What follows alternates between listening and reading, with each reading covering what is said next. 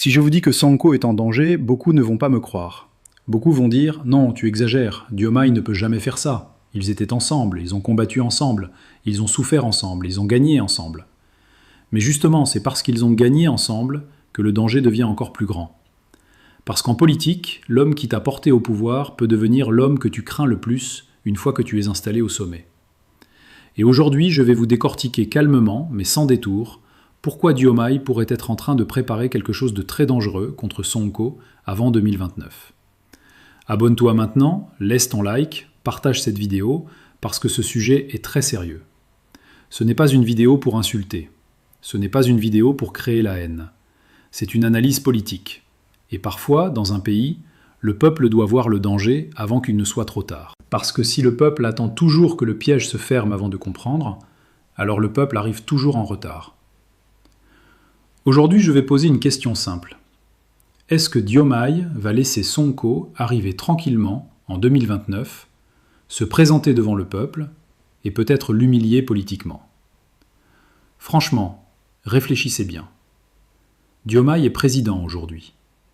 Mais qui est l'homme qui a le plus grand poids populaire dans ce camp? Qui est l'homme qui a porté le combat pendant des années? Qui est l'homme que le peuple considérait comme le vrai symbole de la rupture? Qui est l'homme dont le nom seul peut remplir une place, réveiller une jeunesse, faire trembler l'ancien système? C'est Sonko. Et ça, Diomaye le sait. Il le sait très bien. Il sait que son fauteuil présidentiel ne s'est pas construit seulement avec son propre nom. Il sait que le peuple ne l'a pas élu parce qu'il était le plus connu, le plus diplômé, le plus puissant ou le plus charismatique de tous les candidats. Non. Le peuple l'a élu parce que derrière lui, il y avait Sonko.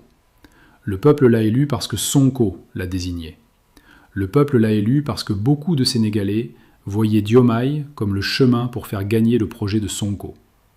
Le peuple l'a élu parce que le système avait empêché Sonko et que Diomaye est devenu la voie de sortie. Donc aujourd'hui, si Diomaye se retourne contre Sonko, ce n'est pas une petite trahison politique. C'est une rupture morale avec l'histoire même qui l'a amené au pouvoir. Et c'est là que l'affaire devient très grave. Parce qu'un président qui sait qu'il doit son pouvoir à un autre homme peut réagir de deux façons.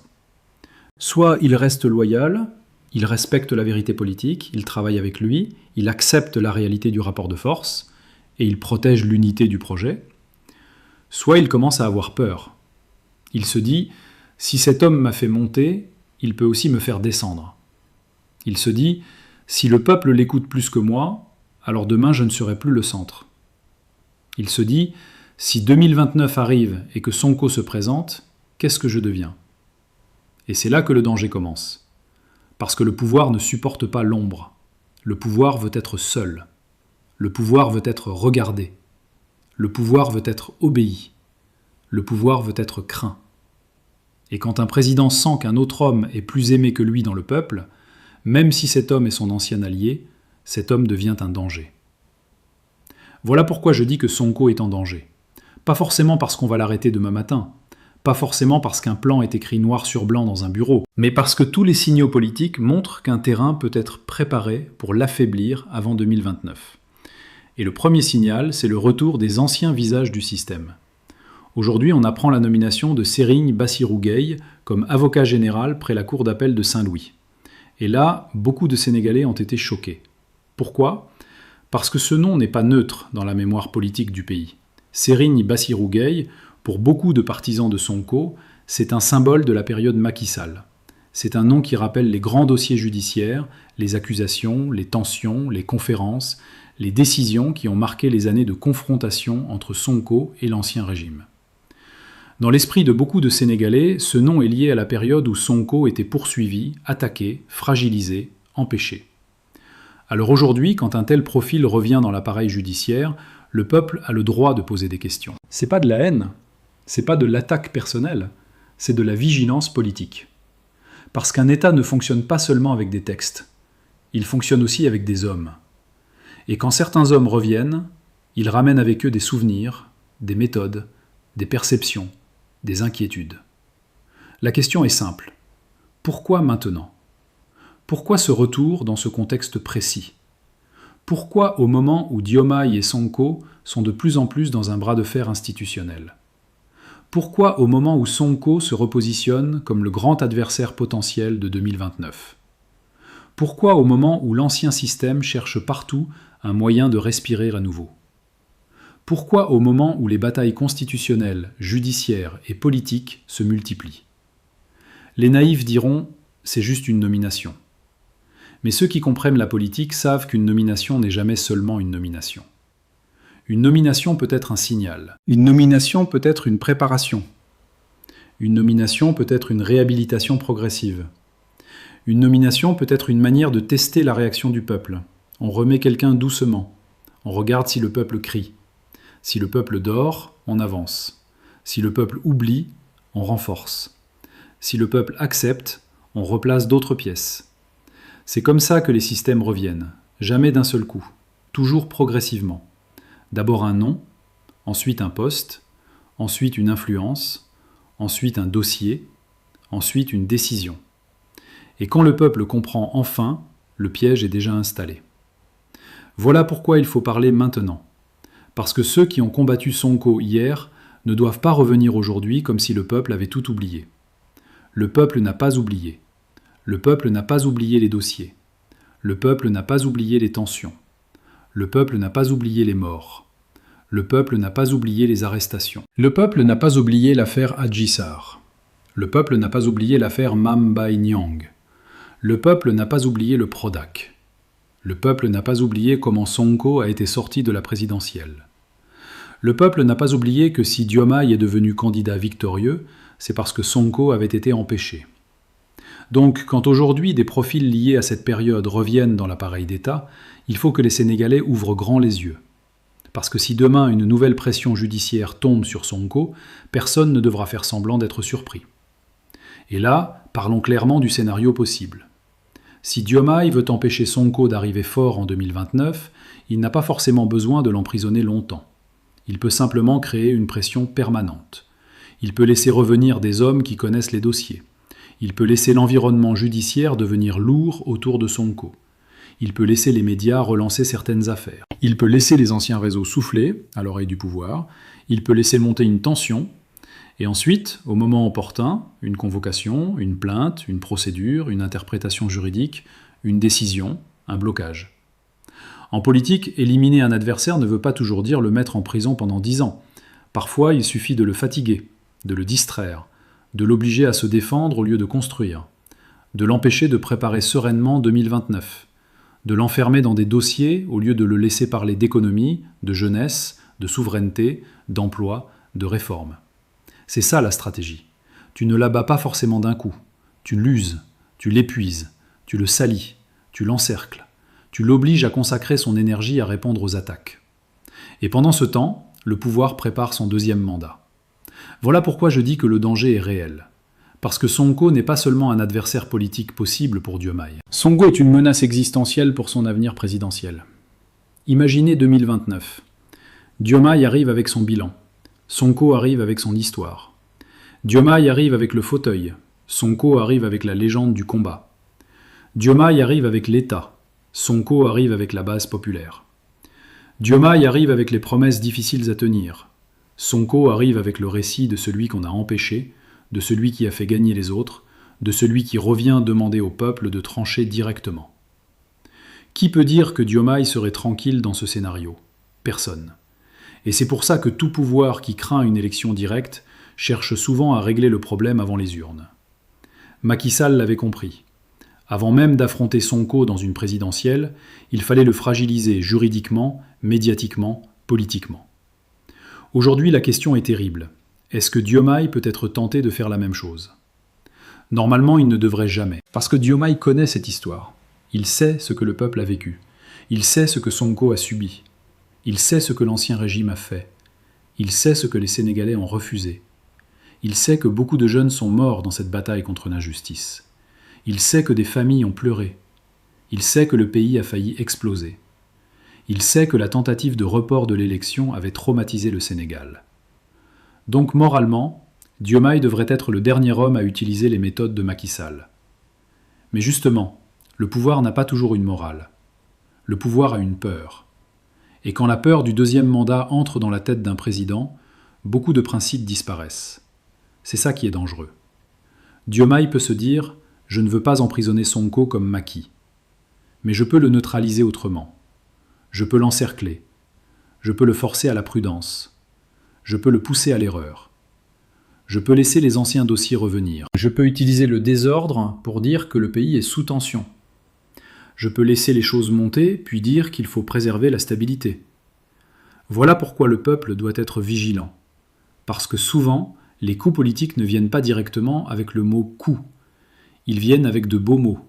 Stabilité, république, justice, ordre public, procédure, institution, responsabilité.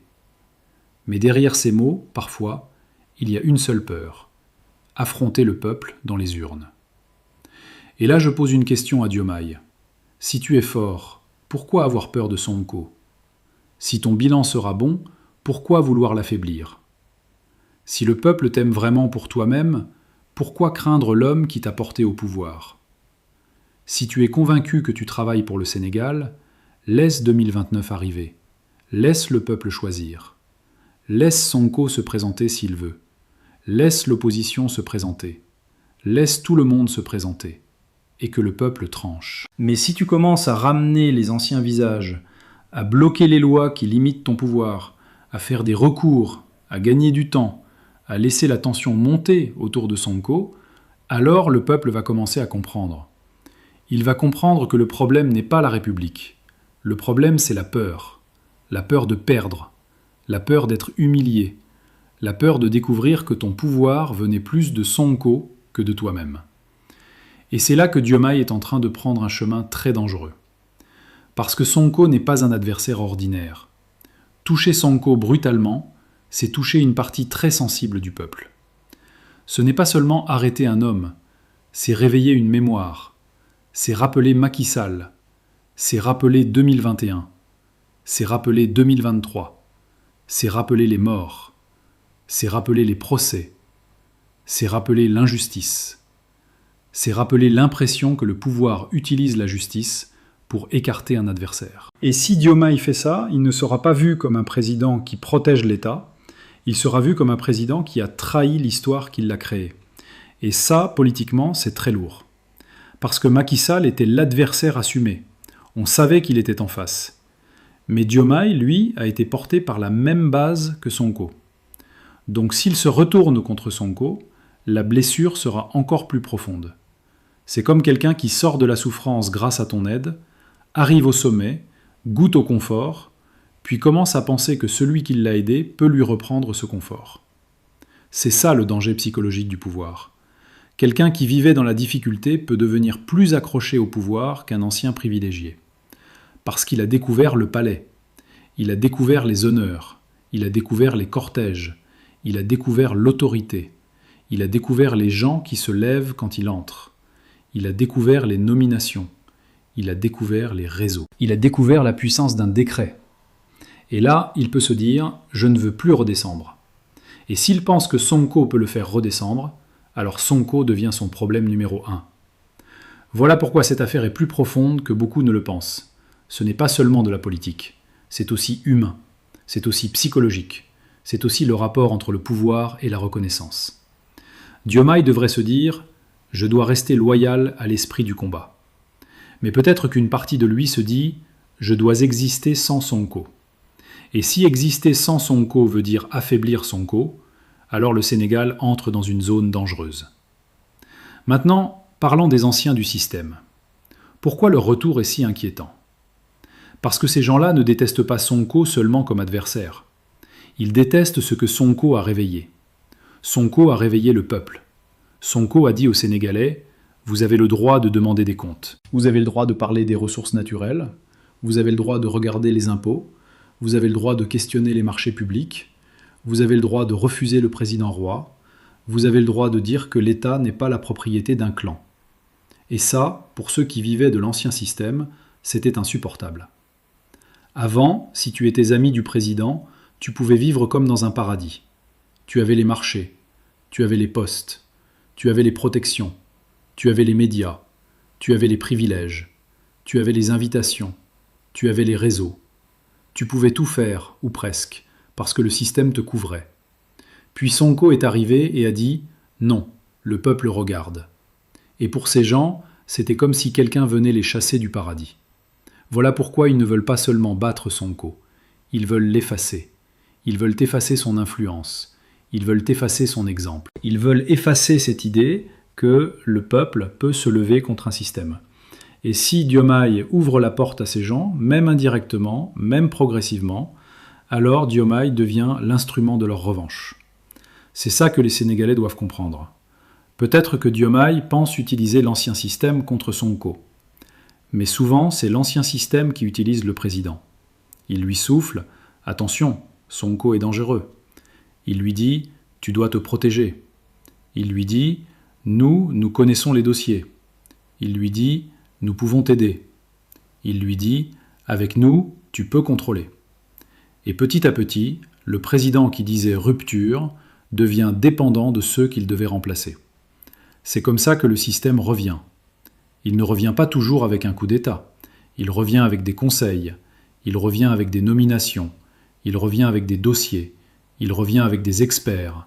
Il revient avec des anciens procureurs. Il revient avec des magistrats, des administrateurs, des communicants, des réseaux médiatiques. Et un jour, le peuple se réveille et comprend que le changement promis a été avalé par l'ancien système.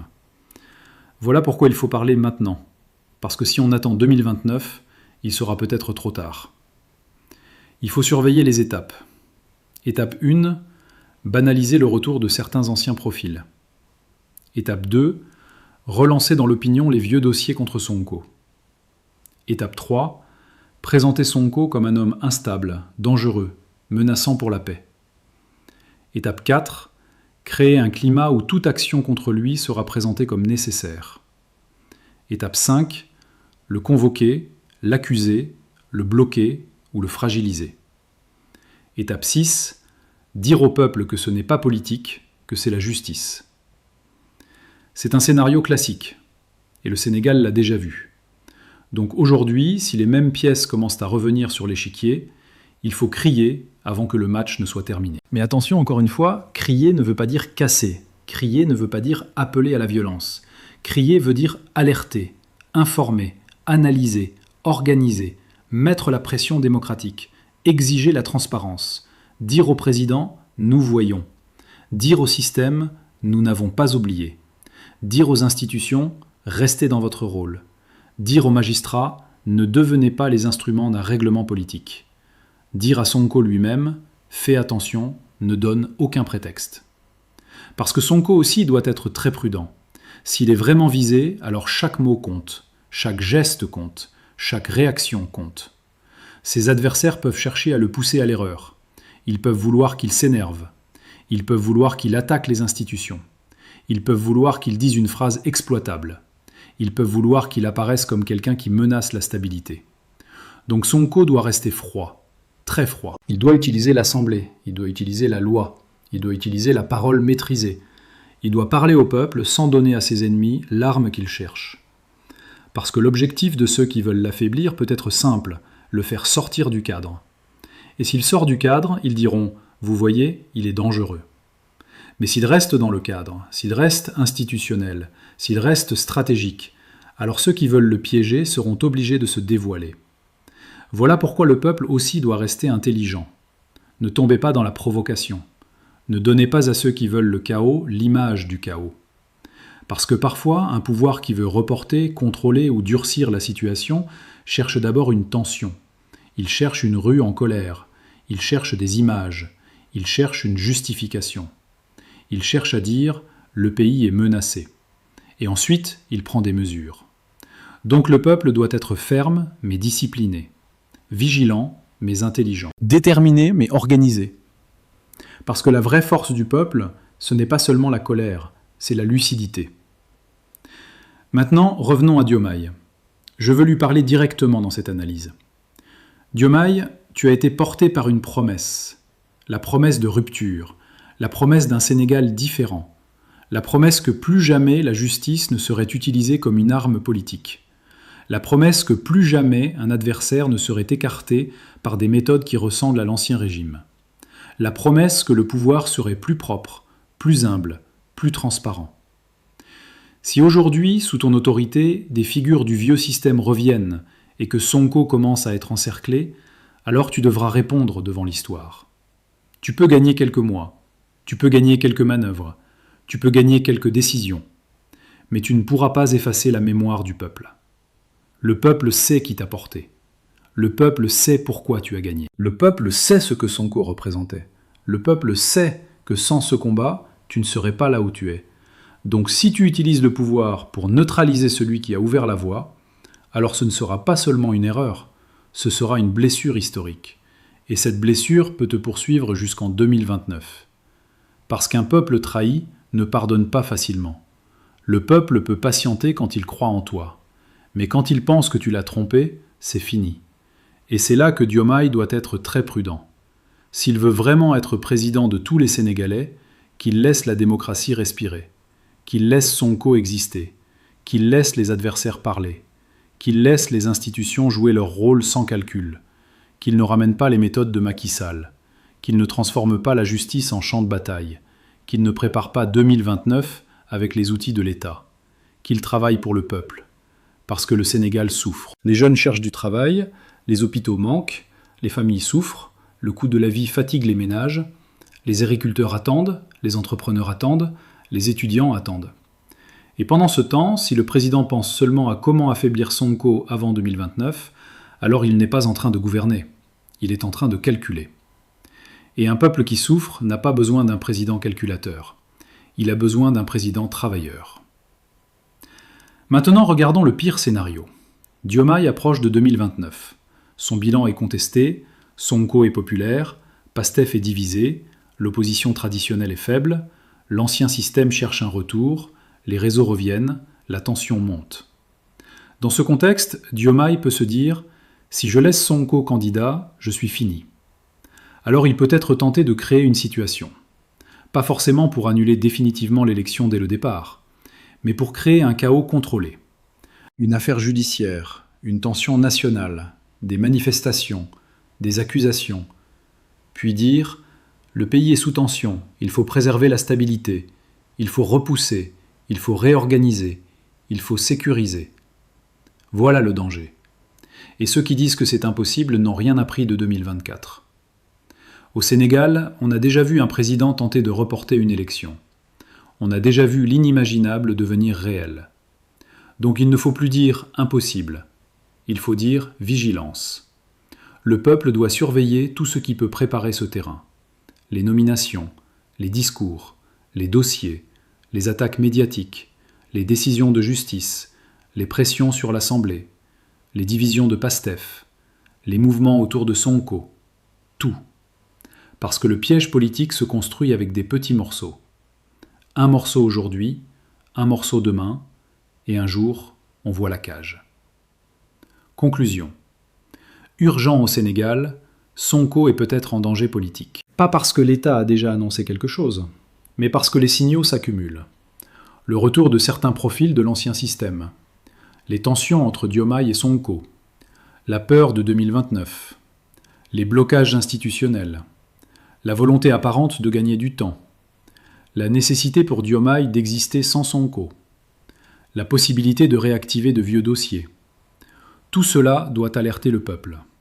Et je le répète, ce n'est pas un appel à la haine, c'est un appel à la vigilance. Le Sénégal ne doit plus accepter qu'un homme politique soit écarté par des manœuvres. Le Sénégal ne doit plus accepter que la justice soit soupçonnée d'être utilisée contre un adversaire. Le Sénégal ne doit plus accepter que l'ancien système revienne par la petite porte. Le Sénégal ne doit plus accepter que ceux qui ont porté la rupture deviennent les gardiens d'un nouveau vieux système. Diomaye doit choisir.